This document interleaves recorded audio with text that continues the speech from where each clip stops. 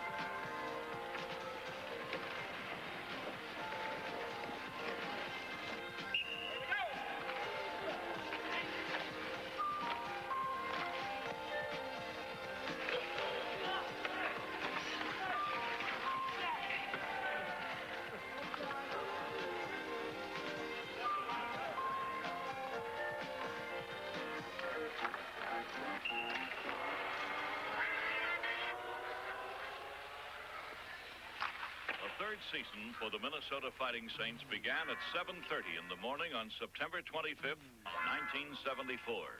It ended over 7.5 months later in the 6th game of the World Hockey Association's semifinal playoffs against Quebec. The Saints failed to win the championship, but their bid was convincing, and a strong impression was left. The profile of a contender.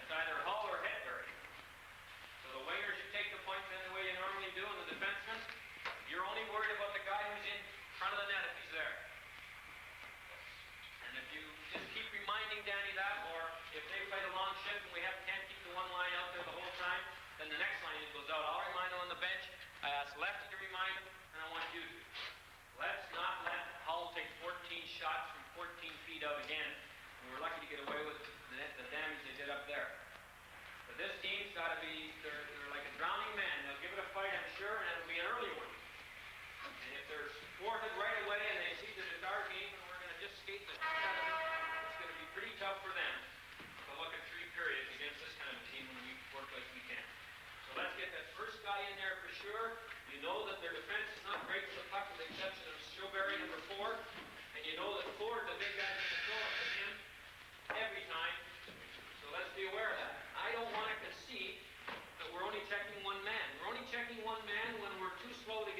check, too. And the tip-off is, do they get behind the net? If they get behind the net, then that means we're a little slow. If they don't get behind the net, so the second guy's coming right in. They got Joe Daly in goal. He's played pretty well this year, but he's had some tough fights.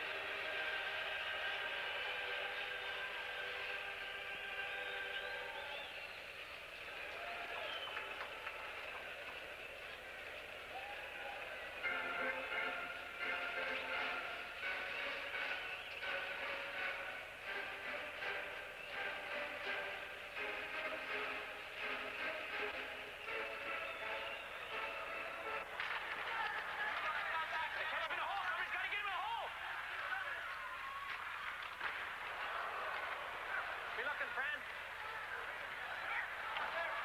Go, Tony. Way to go.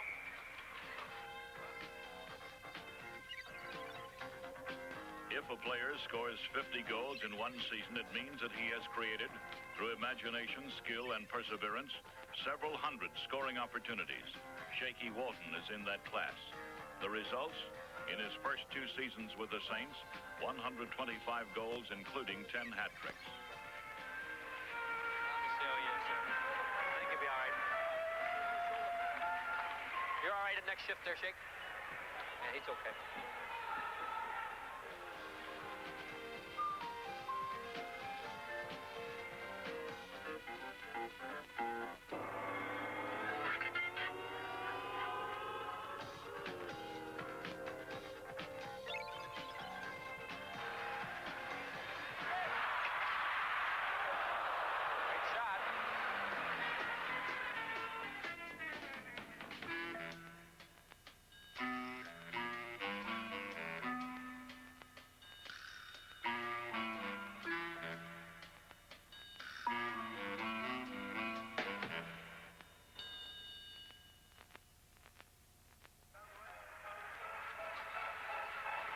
Make sure on him now. Make sure one of the two of you stays on Hull and watch him leave the point. The Saints have made significant improvements from year 1, but so has the rest of the league. The pace has quickened and the competitive edge has sharpened. With 5 games to go in the regular season this year, 11 teams were still jockeying for playoff positions.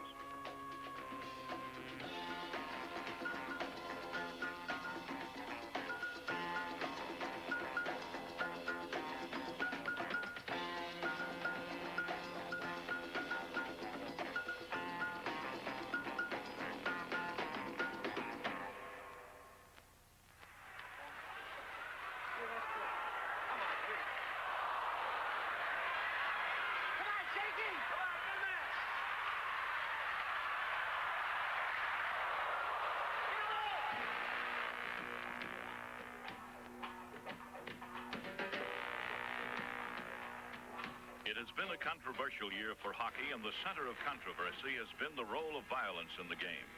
But in professional hockey, there is one inescapable rule. The team that dominates physically dominates psychologically, giving it an edge that is often the difference between winning and losing. And in a physical game, the Saints are a physical team.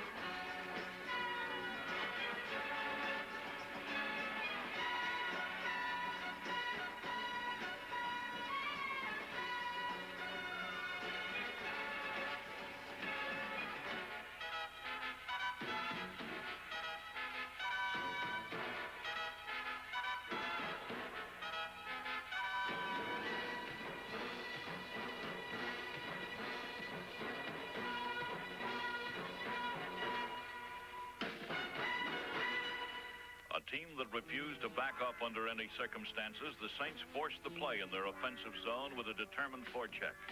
Turnovers resulting in goals were often the happy sequel to a high-pressured attack.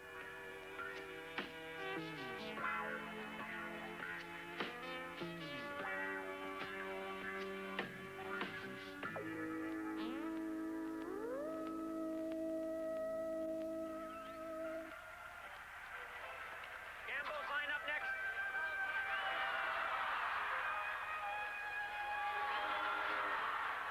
Come on, gang, let's bear down now. None against here, none against.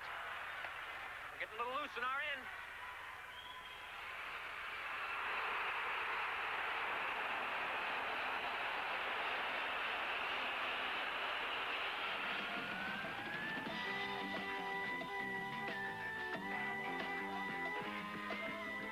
The success of a team depends in large part on its performance on the power play and short-handed situations.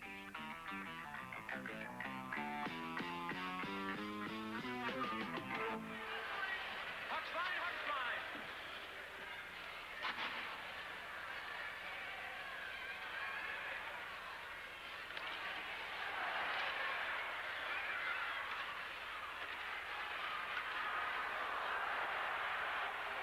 Come on, Eagle! Come on, baby, Huey.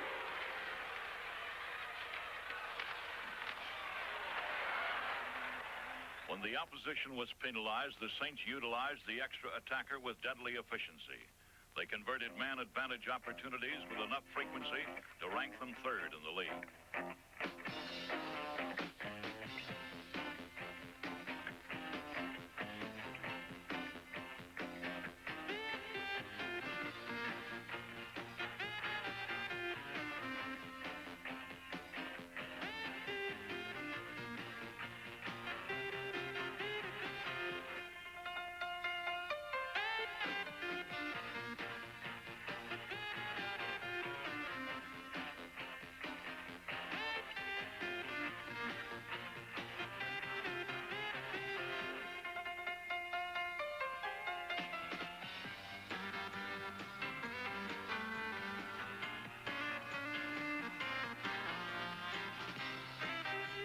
One product of aggressive play is penalties. Defensively, the Saints' penalty killers ranked fifth in the league, and offensively, they remained a threat, scoring 16 times. Walton and Tannehill.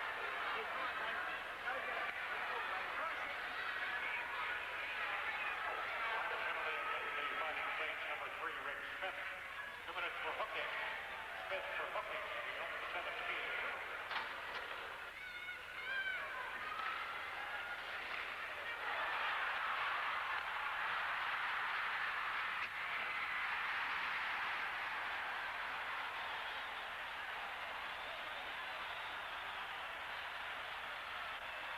The pressure on the opposition was more determined this year. Goalies were kept off balance, forced to perform acrobatics, and understandably more reluctant to surrender the puck.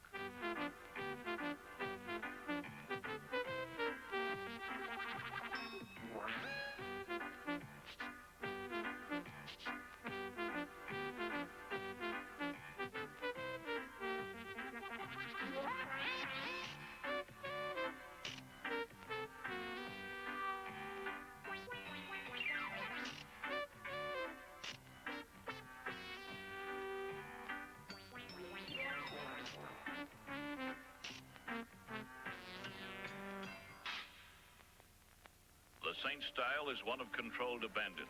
They will skate the extra stride, accept the physical battering, and always drive for the net.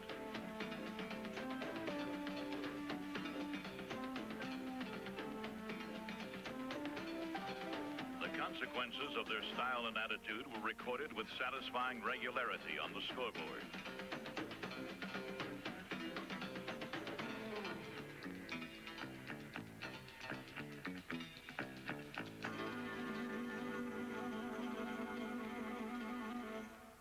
The season ended prematurely for the Fighting Saints. Their goal was the World Hockey Association title, and they fell short. But during the season and the playoffs, they offered a convincing display of winning hockey that marked them as a team to be reckoned with. At their best, they were the best.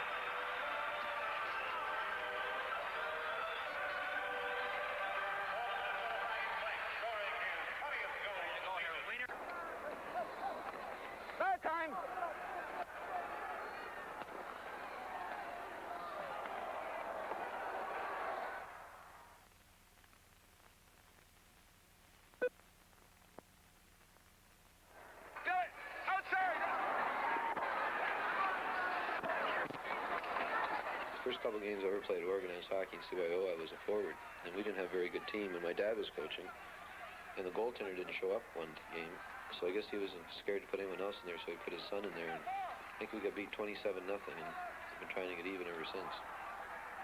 The words of Gerry Cheevers, formerly goaltender for the National Hockey League champion Boston Bruins, now performing for the Cleveland Crusaders of the new World Hockey Association. One of the top goalies in the game, Cheevers holds an NHL record for playing 32 consecutive games without a loss. But there's more to Gerry Cheevers' life than flying pucks and hockey sticks. He owns thoroughbred horses. He's written a book. He's a television commentator. He's a husband and a father. Lasagna right now looks like vegetable soup. The Cheevers have 3 children, Craig 8, Cheryl 5, and Robbie 4. Betty and Gerry were high school sweethearts. Want some cheese, Cheryl?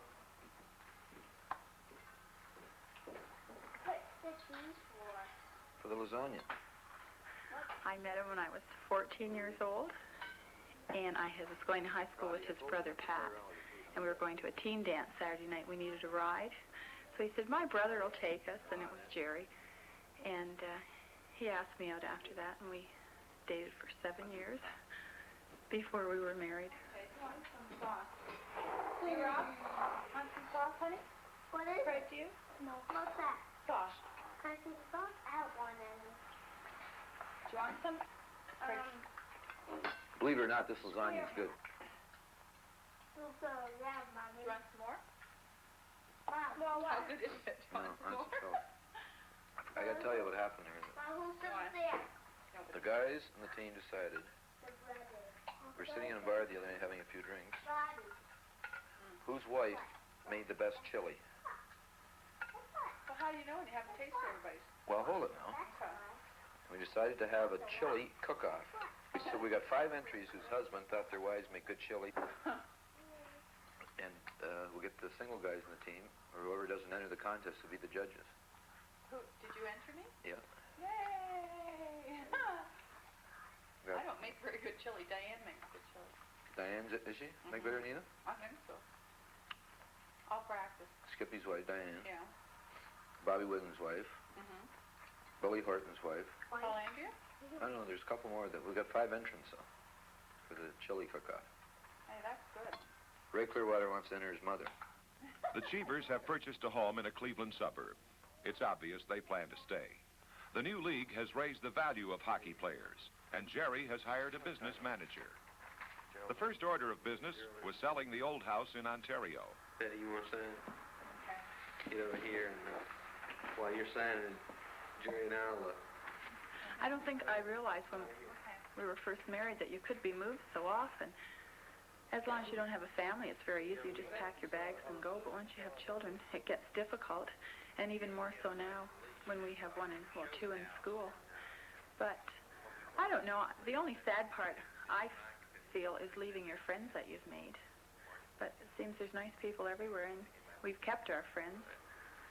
The other thing that's been accomplished over the past few days is that your newest horse, your 2-year-old filly Mary Spice, has all been put in your name now, and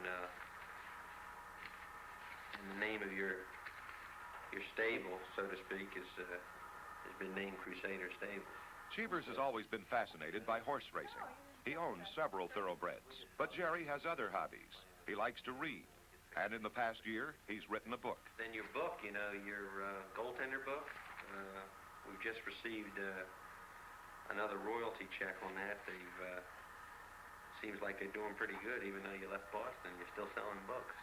I did an article in a Toronto newspaper with a writer, Trent Frayne, and he said, let's try and write a book. And this is when the big fad was someone writing a book every other week. I said, well, we'll experiment. We'll try it for a month. He says, well, where's all this about guys taking bennies and everything like that? And I had to say, hold it. I said, that just doesn't happen as far as I'm concerned. And we got right off that, and we decided, we'll put humor into it. I mean, you know, Boston had quite a controversial team in the past few years, and there's a lot of players you could talk about without hurting anyone and having a lot of fun doing it. So it ended up this way, but at the end, I really enjoyed doing it. I read every book or short story that Damon Runyon's ever wrote, because mainly most of them are all racetrack characters he writes about. I like trivia books like history of television or the history of movies or history of a certain actor's movies, like, you know, John Wayne or Humphrey Bogart or James Cagney. I enjoy reading those things.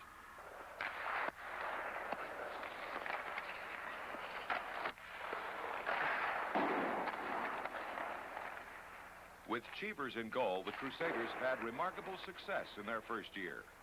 Before the season opened, most experts felt Cleveland would be hard-pressed to make the playoffs. But on this day, Cheevers and his teammates find themselves in first place in the WHA's Eastern Division. Cheevers does not like practice, but at this workout, he will spend extra time in the nets. The Crusaders have a game coming up with the New England Whalers. The Whalers are in second place, only a couple of points behind Cleveland.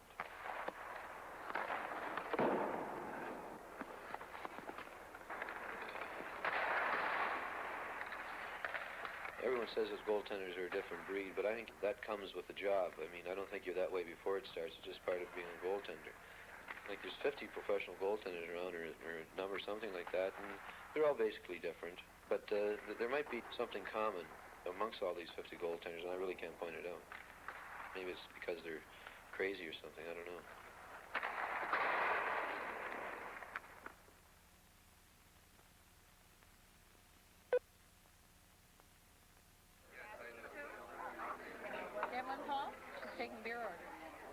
Though they've been together only a few months, the Cleveland Crusaders are a close-knit team. Off the ice, they spend a good deal of time together.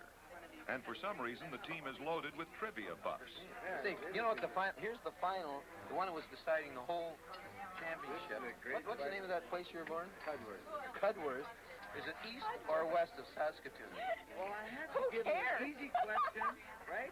I couldn't give him a hard one because you would say no. So I had to give him a question that he could say yes or no. I want to say that my partner's dumb, but I was giving this one. But I didn't know where on the other side of Saskatoon at the time. Gerry, what's your favorite movie of all time? Boots Malone. Oh. Boots Malone? Haven't you ever seen You that? ever seen Boots Malone? No, who plays it? William Holden. It's a horse racing That's picture. great. Great Isn't it picture. good? About the kid when he puts him in the saddle and he's got, The guy, the jockey and the kid, he wanted to send him to school or something like that? you know, he was a runaway and he loved the horses. His mother did. Oh, really? Geez, you like horses so much, you must have really liked Black Beauty then, eh? Oh, I loved it. I fell in love with Black Beauty. How about My Friend Flicka? Huh? My Friend Flicka. I like Black Beauty better. You like Elizabeth Taylor. No, I like at that Oh, time. you don't I like liked, that. at that Oh, time, that's right, yeah. I liked Black Beauty. 5, 6, 7, 8, 9, 10, 11, 12. No, right there. Luke. Oh, and how do you 9. I got the zero. Robbie's got a 5. Okay, you got 8. 8? Yeah. Right, 8 right there. When I play a game with the kids, there's no way I go out of my way to let them win. And there's no cheating involved or anything like that. And I don't hold back if we're playing Crazy Eights or playing Snakes and Ladders or any type of a game or horse racing game or whatever game we have at the house. If they're going to beat me, they're